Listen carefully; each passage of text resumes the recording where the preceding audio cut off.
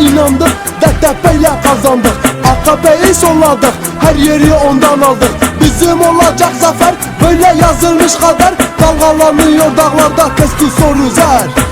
50-50-100 biz Diyarbakır çocuğuyuz. Gündüzlerin siyasisi, gecelerin yargıcıyız. Bilirsen kardeş biz Kürdüz, Zazayız, soranız goranız, ölümüne apocuyuz.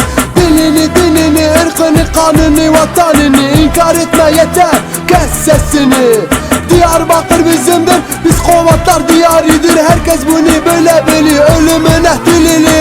Ez Kürdüm, ezibim rimeze, anım ezibim rimeze. Herim seriçiya, kesku soru zerbi benim. Jibo şerri azadi, ez sonda kabidim. Başıyavim irin hebe bira velatim sabe.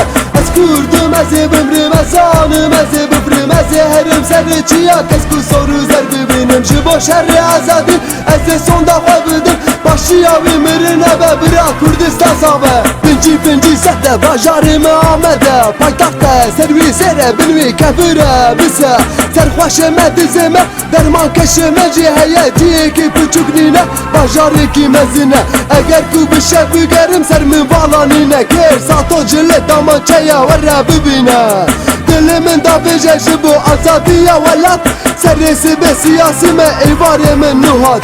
Tekoşine jiyan dedim lehembere dijmenin Fatih jukwa bxuyne evya ki jaxuyne Jibo şerri azadin jibo xuyne şehidan Yan mirin yan jiyan yan necalan Ez Kürdüm ezibim rimeze anım ezibim rimeze Herim seriçiya kesku soru zerbi benim Jibo şerri azadin ez sonda kabidim Başıyavim mirin hebe bira velatim sabe Ez Kürdüm ezibim rimeze anım ezibim rimeze Herim seriçiya kesku soru zerbi benim Jibo şerri azadin ez sonda kabidim Başıyavim mirin hebe bira Kürdistan sabe Tekoşine jiyan dedim lehembere dijmini Fatih jukwa bxuyne evya ki jaxuyne Jibo şerri azadin jibo xuyne şehidan Yan mirin yan jiyan yan necalan